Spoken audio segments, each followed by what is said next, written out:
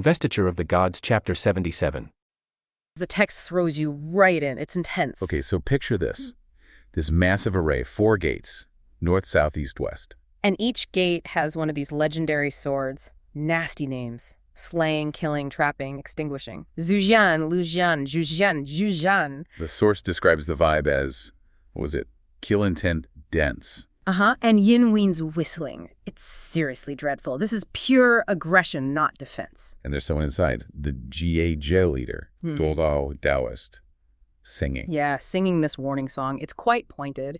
He's basically saying anyone relying on their own talent, their own supposed virtue, is going to suffer here. So he's calling out the Yuju Palace folks for being arrogant. Pretty much. Accusing them of provoking disaster.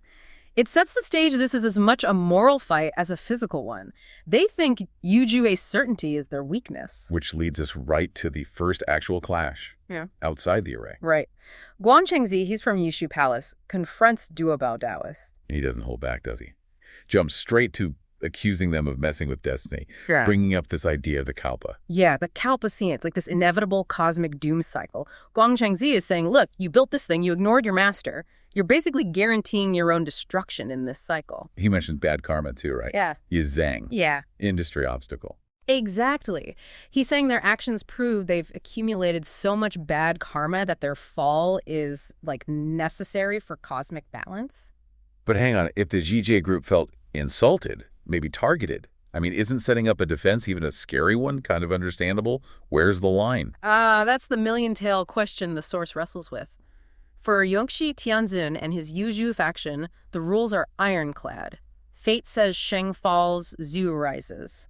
Period. And the Fengshen bang list, that needs to be filled. Right. So any action, even if it comes from feeling wronged, that gets in the way of that. It's not defense in their eyes. It's rebellion against heaven's decree. It proves you're not fit. So it's less about motive and more about compliance with the grand plan. You got it. And this debate doesn't stay philosophical for long. No, Guang Chengzi pulls out the big guns, the Fan Tianyan. The sky overturning seal, a game changer. He just uses it right there. Yep.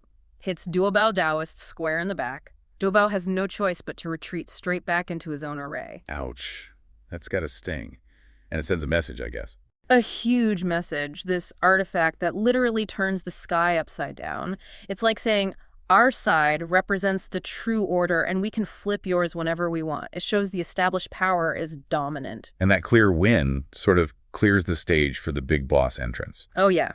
Yuanshi Tianzun himself, the leader of Yushu, and his arrival is, well, it's something else. How so? The source gets specific, doesn't it? Very specific. He comes down from the heavens in the 9 dragons sinking Agarwood chariot. 9 dragons. 9 dragons, rare fragrant wood, smoke everywhere. It's pure spectacle. It screams cosmic authority, royalty almost. Wow. Okay, so he arrives and he meets the other leader, Tongtian Jiaosu. Heavenly master of the past, yeah. And even though they're about to, potentially wipe each other out, they still do the formal greetings. They do. Taoist etiquette holds. For a moment, anyway. Okay. So, formality's over. Then Yuanshi lets him have it. But interestingly, he doesn't really attack Tongtian's power directly. He goes after his principles, 3 main points. Okay, what are they? The first 2 sound like legal points almost. They are. First, Tongtian, you're blocking fate. Sheng is ending. Zhu is rising. Stop interfering. Second, you broke the deal. The Fengshen Bang agreement. Exactly. And that agreement was crucial. It sorted everyone into 3 paths based on their spiritual foundation. Right. Immortals, deep roots, survive the doom.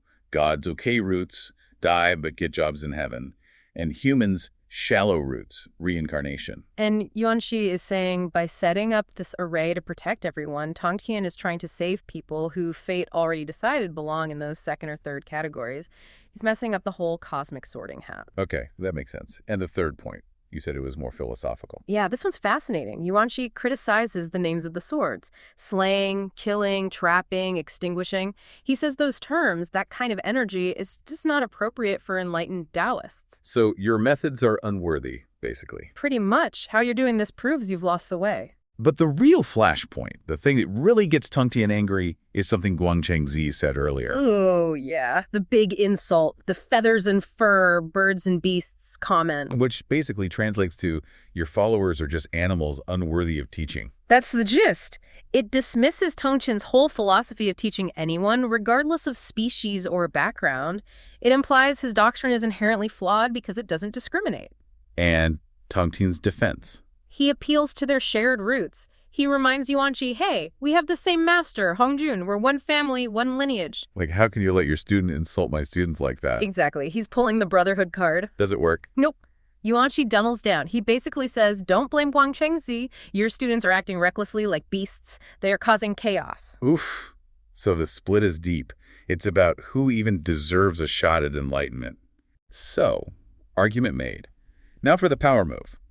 Yuanshi decides to take a walk. Pretty much. A victory lap through the death trap before the real fight even starts.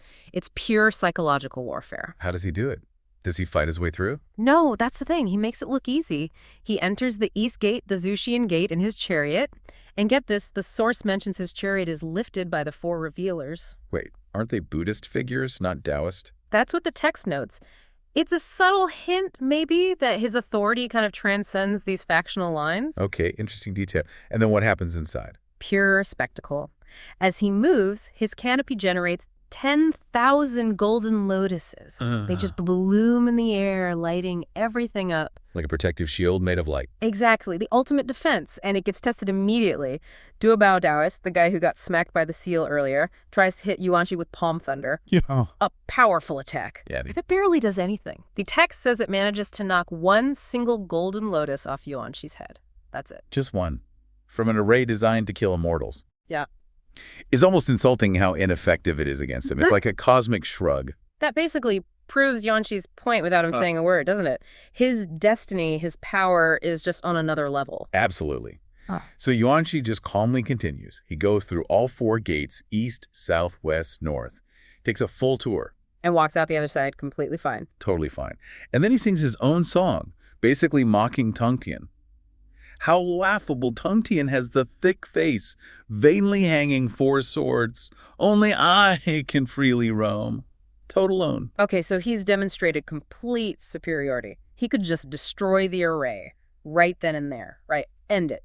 You'd think so. His own disciples are urging him, Master, smash it now. But he doesn't. Why not? This is the part that seems really strange. It is strange, but it's crucial. He stops because of principle. Deep, fundamental Taoist hierarchy. What principle? He quotes it directly. First the master, then the elder.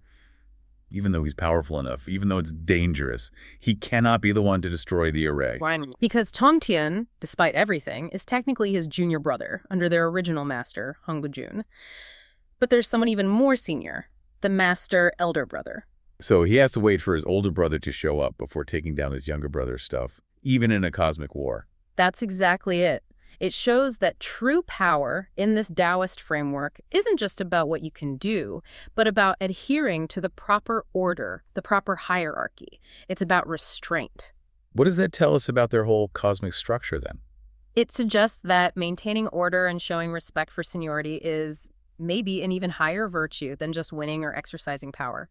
If Yuanshi just smashed it, he'd be acting out of turn, maybe proving Tongtian's point about recklessness in a way. His restraint actually reinforces his own legitimacy. So following the rules is the ultimate power move, in a way. You would definitely see it like that. It demonstrates his moral fitness to lead. And right on cue, I assume. Right on cue.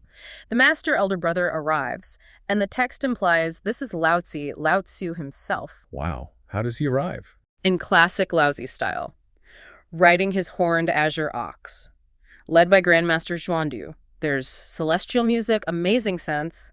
It's another grand but somehow more serene entrance. And his arrival is basically the green light. It's the official authorization. The highest authority has arrived.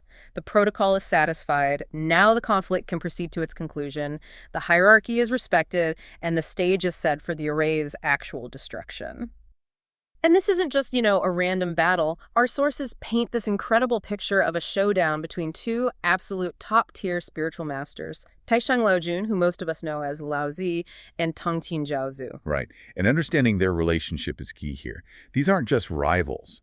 They are fundamentally brothers, part of the original Taoist triad, the Sanking, the three pure ones, along with Yuanshi Tianzun. And of course, we have to get into that legendary moment. Laozi's one breath manifests three pure ones. Because without that context, that hierarchy, the climax just doesn't land with the same weight. This whole conflict, the war over the divine mandate, the investiture list, it's completely stalled at this point. Yeah, the Zhu forces, led by Jiangsheng, they're stuck, blocked, solid. So Laozi's showing up. It signals this has gone way beyond a personal spat. Absolutely. It's cosmic law stuff now. The senior brother, Laozi, arriving to basically put the junior brother, Tongtian, back in line, whatever the cost. Okay, so let's set the scene. The meeting at Lupeng, the camp. Laozi arrives, and the description is amazing riding his green ox. Yeah, the source says, auspicious clouds and colors rising to heaven.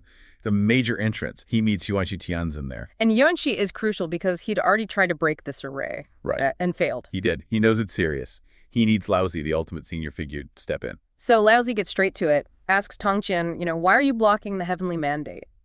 Basic question. But Tongtian just sort of sidesteps the whole cosmic duty angle. Yeah. He brings it right down to personal insult. Says something like, you shouldn't be playing favorites. And this is where it gets almost, weirdly human, considering the power levels involved. Tongtian's big problem is that Guangchengzi, one of Yuanshi's students, apparently 3 times insulted his Baiyu Palace sect with a vile language. I mean, it sounds like cosmic-level trash talk. Pretty much. That's the heart of his grievance. He demands justice, tells Laozi, basically, hand over Guangchengzi for punishment, and then I'll take down the array. He's putting his sect's pride, his own bruised ego, above the entire divine plan for history. Absolutely. But Laozi just shuts that down immediately. His argument is pure cosmic law, very analytical. He calls Tongtian biased, sees he's blinded by this fire of ignorance, this anger, the Wuming Ziheng. He points out that setting up this wicked array, the Ezhen, is actively harming living beings, Kunhai shingling, and going against heaven's will. It's like a formal charge of misconduct on a cosmic scale. And then comes the hammer, the ultimate ultimatum. Laozi says, take down the array now, go back to Baiyu Palace, repent properly. Or else what?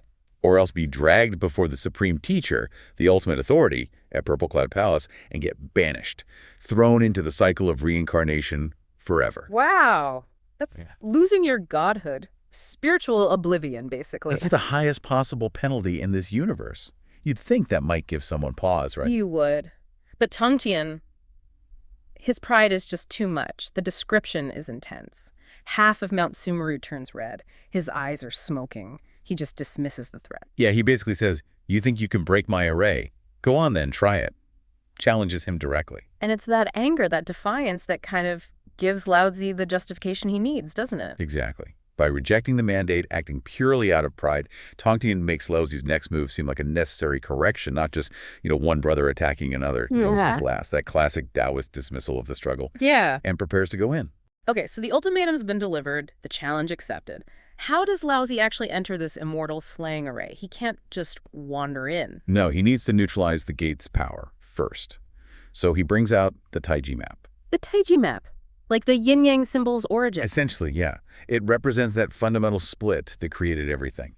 When he unfurls it, the source says it turns into a golden bridge. Yeah. Instantly. A golden bridge. Not just a path, then. Far more. It's like manifested cosmic order. It takes the array's chaotic, deadly energy and just makes it navigable. Order imposed on chaos. He just walks straight through the unique Jian gate on this bridge. That's a power move right there. Tongtian builds this chaos engine, and Laozi strolls in on a fundamental cosmic order. And he sings as he goes in. Sings like a battle cry. More like a cosmic CV. He's laying out his credentials. 5 elements are in my grasp. Cultivated the Golden Pagoda, mentioning his ancient journey west of the pass. Basically saying, I'm older than time, I control reality, your little array is nothing. What a flex. Incredible, isn't it? Tongtian naturally is furious at this casual display. He triggers the array's defense, releases thunder. Which activates the treasure sword in that gate, the Shannon gate. And that sword is supposed to be instant death, right? Head will fall, doesn't matter who you are. You're in Nirintian Sholuo. Yeah, mortal or immortal, doesn't matter. Decapitation guaranteed. Or, so Tongtian thinks? The Laozi. He's shielded. While he's fighting Tongtian, using just his plain walking stick, the Bingomie, which is kind of humble. A walking stick against a presumably terrifying magic sword. Right. But above Laozi's head, The Linglong Treasure Pagoda just appears. Total protection. So the weapons tell a story, too.